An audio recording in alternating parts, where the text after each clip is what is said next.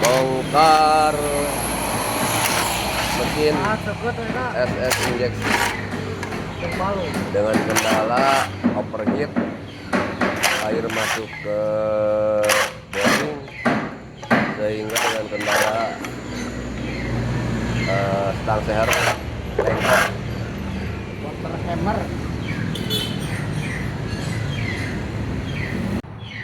Kita bongkar, kita lihat buka kalternya, ternyata banyak gramnya juga nih.